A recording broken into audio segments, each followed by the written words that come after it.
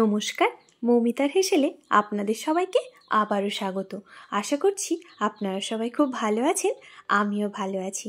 আজকে বানিয়েছি দেখুন একেবারে খুব সহজে একটা জলখাবার রেসিপি, যাতে কোনো তেল মশলা কিছুই লাগবে না, অথচ হয়ে যাবে দারুণ টেস্টি একটা জলখাবার। তাই কি কি নিয়েছি আপনাদের সাথে শেয়ার করলাম। দেখুন, তার জন্য প্রথমেই নিয়েছি এখানে আমি 200 গ্রাম মতো চাল। এখানে গোবিন্দভোগ চালের ব্যবহার করেছি। 3 ঘন্টা মতো চালটা আমি ভিজিয়ে রেখেছিলাম। আপনারা চাইলে নর্মাল যেই চালে আমরা রোজ রান্না করছি সেই চালের ব্যবহারও করতে পারেন। প্রথমেই আমি চালটাকে খুব ভালো করে বেটে নেব।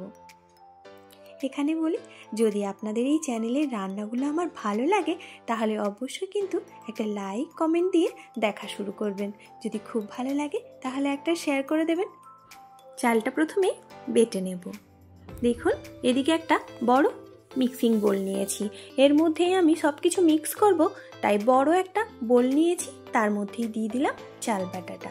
এবার এখানে এই চাল বাটার সঙ্গে আমি আরও কিছুটা পরিমাণ জল ব্যবহার করলাম। এখানে আমি আরও 2 কাপ মতো জল ব্যবহার করেছি। আর তার সাথেই দেব ময়দা। আর এই ময়দাটা দিয়ে কিন্তু খুব ভালো করে মিশিয়ে নিতে হবে, যাতে করে ময়দার মধ্যে কোনো দলাভাব না থাকে। এই জন্য যখনই ময়দাটা দিয়ে মেশাবেন একটুখানি লক্ষ্য রাখবেন যে ময়দাটা যেন খুব ভালো করে এই চাল বাটার মধ্যে মিশে যায়। একটু সময় ধরে এই কাজটা করতে হবে। আর একটা কথা এখানে বলে রাখি, যদি আমার চ্যানেলে আপনি নতুন হন তাহলে কিন্তু চ্যানেলটাকে সাবস্ক্রাইব করে পাশে থাকা বেল বাটনটা প্রেস করে অবশ্যই পাশে থাকবেন, যাতে করে আমার চ্যানেলের রান্নাগুলো আপনাদের কাছে খুব সহজেই পৌঁছে যায়। দেখুন, ময়দাটা কিন্তু খুব ভালো করেই আমার মেশানো হয়ে গেছে। এবার আমি এটা একটুখানি সরিয়ে রাখবো। এইটা সরিয়ে রেখে এর মধ্যে যেই সবজিগুলো আমি অ্যাড করব সেটাই প্রথমে এখানে রেডি করে নেব। দেখুন, তার জন্য আমি এখানে নিয়েছি একটা গাজর। গাজরটা আমি ধুয়ে নিয়েছি। এবার প্রথমে গাজরটা দেখুন আমি খোসাটা ছাড়িয়ে নিচ্ছি।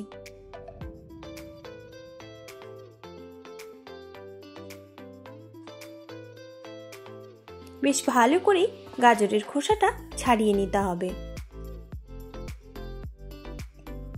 দেখুন, গাজরের খোসাটা কিন্তু আমার ছাড়ানো একেবারেই কমপ্লিট হয়ে গেছে।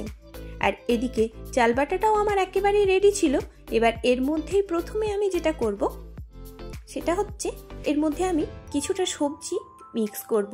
প্রথম থেকেই আমি এটা রেডি করে রেখেছি। তার জন্য নিয়েছি দেখুন পেঁয়াজ, কাঁচা লঙ্কা, টমেটো, আর নিয়েছি ধনেপাতা, বিনস। সবগুলোই প্রথমে একে একে দিয়ে বেশ ভালো করে এটা মিশিয়ে নিতে হবে।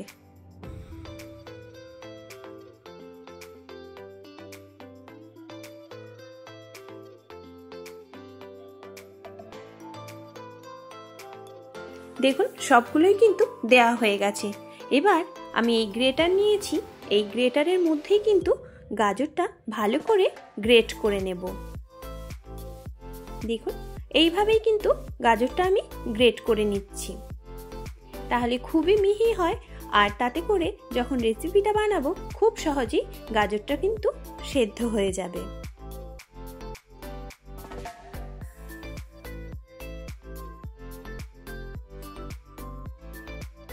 গাজরটা আমার প্রায় পুরোটাই গ্রেট করা হয়ে গেছে।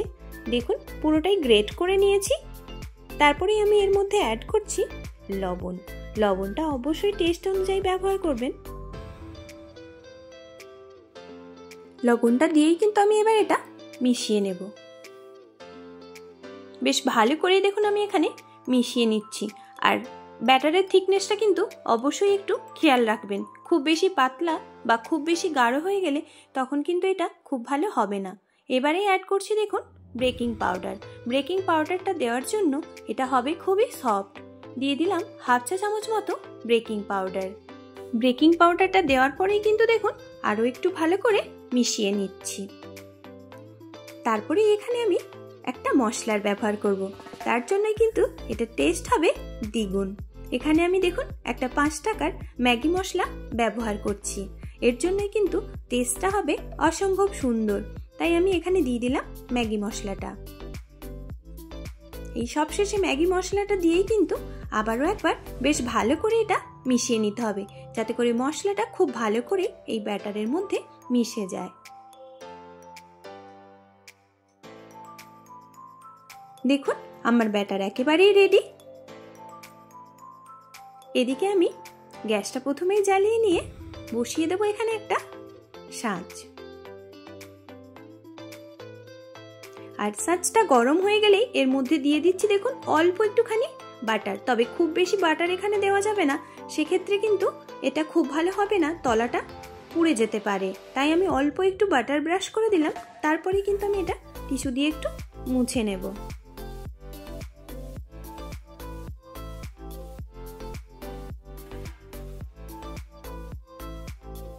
আর এটা কিন্তু খুব সুন্দর খেতে লাগে, তাই বলবো অবশ্যই কিন্তু একদিন বাড়িতে ট্রাই করে দেখবেন। তারপরেই দেখুন এই সাঁচের মধ্যে আমি অল্প অল্প করে ব্যাটারটা দিয়ে দিচ্ছি। আর এখানে খুব বেশি সময় কিন্তু এটা বানাতে একেবারেই লাগে না, সহজেই তৈরি হয়ে যায় এই টিফিন রেসিপিটা। বয়স্ক থেকে বাচ্চারা সবাই পছন্দ করবে, তাই বলবো অবশ্যই একবার বাড়িতে ট্রাই করুন। আবারও বলে রাখি, যারা চ্যানেলে নতুন বন্ধু আছেন চ্যানেলটাকে সাবস্ক্রাইব করে পাশে থাকা বেল বাটনটা প্রেস করে অবশ্যই পাশে থাকবেন। দেখুন আমার সব সাঁচগুলোর মধ্যে দিয়ে ভরা হয়ে গেছে। এবার দিয়ে দিচ্ছি ঢাকনা, 1 মিনিট মতো ঢেকে রাখবো, তারপরেই আসছি। দেখুন দেখেই বুঝতে পারছেন যে কতটা সুন্দর হয়েছে, আর এটা কিন্তু খেতেও হয় অসাধারণ। এইবার আমি এখানে একে একে এটা উল্টে দেব।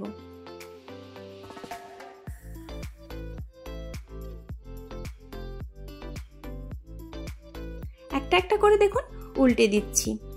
এইভাবেই কিন্তু খুব সহজেই উল্টে যায়, আর তেল মশলা একেবারেই ছাড়াই কিন্তু খুব সুন্দর তৈরি হয়ে যায়। দেখুন কত সুন্দরভাবে এটা তৈরি হয়ে গেল। আজকে আপনাদের আগের ভিডিওর কমেন্টে এসেছে, সেটাই পড়ে শোনাচ্ছি। বিথিস কিচেন থেকে বলেছে, দেখেই তো মনে হচ্ছে অপূর্ব হয়েছে, আমার তো দেখেই লোভ লাগছে, অসাধারণ হয়েছে। আর বিথিস কিচেন থ্যাংক ইউ। আর দেখুন এটাও কিন্তু খুব সুন্দরভাবে বানানো হয়ে গেল। সবগুলোই আমার উল্টানো হয়ে গেছে, এবার এটা আমি নামিয়ে নেব। দেখুন কতটা সুন্দর হয়েছে, এটা কিন্তু সত্যি অপূর্ব হয়, তাই বলবো বাড়িতে কিন্তু অবশ্যই ট্রাই করুন। আর এটা খেতে এর সঙ্গে কিছুই লাগে না, অল্প একটুখানি সস দিয়েই কিন্তু খুব সুন্দরভাবেই খাওয়া হয়ে যায়। আবারও একটা আমি একইভাবে বানিয়ে নিয়েছি, দেখুন।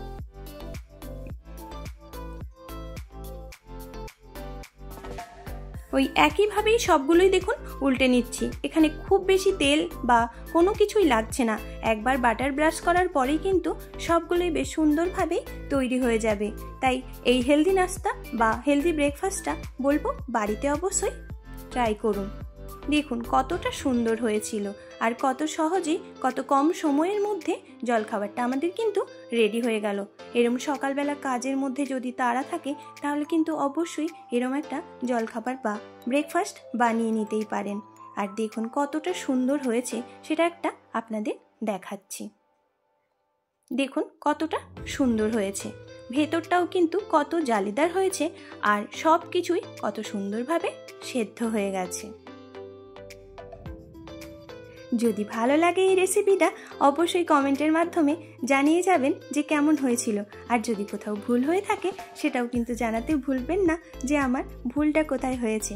এতটা সময় ধরে আমার ভিডিওটা দেখার জন্য আপনাদের অসংখ্য ধন্যবাদ। পাশে থাকবেন আর ভালো থাকবেন, সুস্থ থাকবেন।